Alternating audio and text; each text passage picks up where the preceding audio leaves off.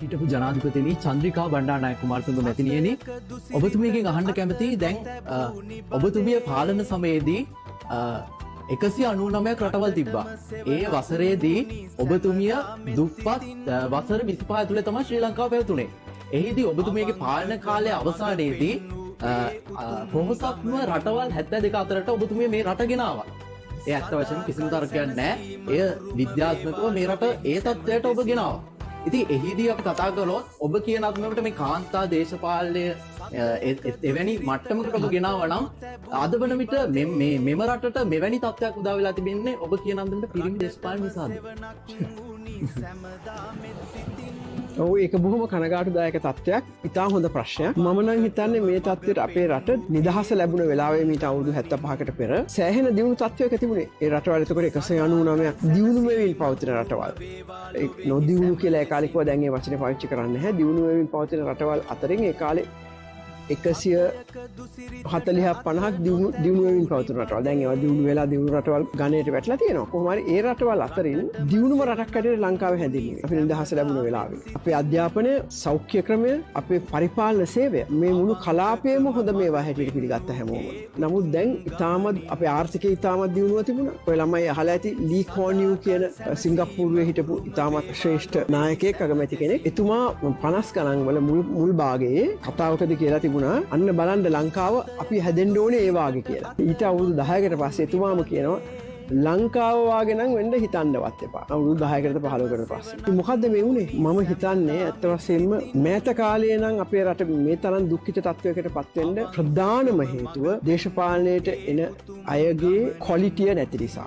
සමාවෙන්ට මං කිව්වට පාර්ලිමේන්තුවේ මට ගණන් බලන්නවත් වමනාවක් තිබුණේ නැහැ. එච්චරට අපිරිය වෙලා පහුගිය පාර්ලිමේන්තුවේ හිටපු 225 දෙනා මන්ත්‍රීවරු අතරින් 120ක් A level සමත් අය. අනිත් අය O level fail වැඩි දෙනෙක්. ඉතින් මේ රටේ හිටපු ජනාධිපතිවරුත් ඉන්න O level fail අය. ඒ වාගේ නූගත් අධ්‍යාපනයක් ලැබපු නැති හොඳ ගතිගුණ නැති මිනිස්සු දේශපාලනයට ඇවිල්ලා තියෙන එක තමයි මෑත කාලේ. අපේ දෙමව්පියෝ දේශපාලන කරපු කාලේ මම දේශපාලනයට මුල දී පිවිසුන කාලේ හිටපු දේශපාලකයෝ ඉතා ශ්‍රේෂ්ඨ අයත් හිටියා. ඒ තත්ත්වයන් නිසා මේ අය අර මම කිව්ව විදිහට දේශපාලනයේ තමයි ලංකාවේ තියෙන ඉතා අඩුම අධ්‍යාපනය අඩුවෙන්ම මහන්සි වෙලා වැඩියෙන්ම මුදල් උපයන්න පුළුවන් බිස්නස් එක කියලා හිතන්නේ. මම ජනාධිපති කාලෙත් ඔක කිව්වා ප්‍රසිද්ධියම. ඉතින් ඒතකොට එවැනි අය දේශපාලනයට ගෙනල්ලා අපේ මිනිස්සුත් එක්කට වගේ කියන්න ඕනේ ජනතාව ඡන්දෙ දෙනවා. මොකක් හරි බොරුවක් කිව්වහම මේ මහන මැෂින් එකක් හරි මොකක් හරි වතුර පම්ප් එකක් හරි බෙදපු ගමන් ගිහලා ඡන්දෙ දෙනවා. ඊට පස්සේ රට කනවා. අධ්‍යාපනයක් නැති, වැදගත් ගතිගුණ නැති මිනිසුන් දේශපාලන නායකයෝ වෙන එකත්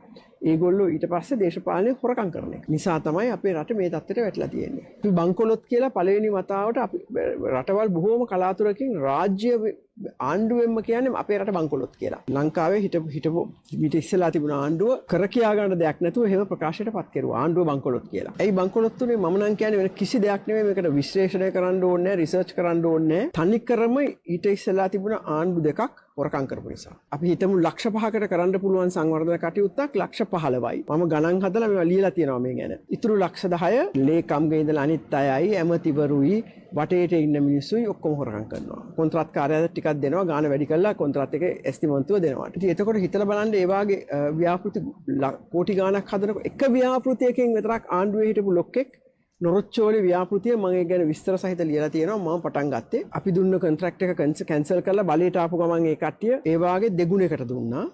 ඒ කියන්නේ රුපියල් ලක්ෂයක් දෙකක් නෙමෙයි ඩොලර් මිලියන් 280ට අස්සම් කරපු නොරොච්චෝලේ බලාගාරය කැන්සල් කරලා වෙන කට්ටියකට දීලා පොරට අස්සම් කරුවා ඩොලර් මිලියන් 520ට.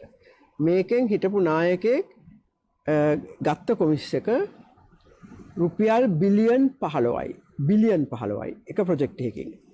ඉතින් ඒතර ප්‍රොජෙක්ට්ස් ලක්ෂ ඒ ආණ්ඩුව කාලේ අවුරුදු 9ක් ඒ ආණ්ඩුව තිබුණේ. ඒ ආණ්ඩුව කාලේ ඒ වාගේ බිලියන් ගණන් එකතු කරපුවම රට බංකොලොත් වෙන්නේ නැද්ද? ඉතින් තනිකර හේතුව රට මේ තත්ත්වයට වෙන්නේ ඒකයි. ඊළඟට කිසිම හැදිච්ච කමක් නැති රට පාලනය කරනකොට සමාජ වශයෙන්ුත් අපි පිරිහෙනවා.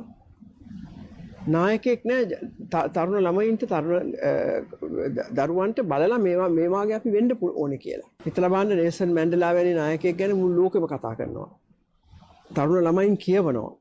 ඔහුගේ ජීවිතය ආදර්ශයක් කරගෙන ඒ වාගේ වෙන්න හදනවා. අපේ කවුරු දිහාද බලන්න දැනින් ඉන්න අයගෙන්. මීට පෙර හිටියා. ඉතින් එතකොට සමාජයත් පිරිහෙනවා. හොරකම් කරන එක වැරද්දක් නෑ කියලා හිතනවා. හැම එකම හොරකම් කරනවා. ඊළඟට ලංකාව අද වැඩිම ස්ත්‍රී දූෂණය දරුවන් දූෂණය කරන ලිංගික දූෂණය වෙන එක රටක් ලෝකෙම. ඉතින්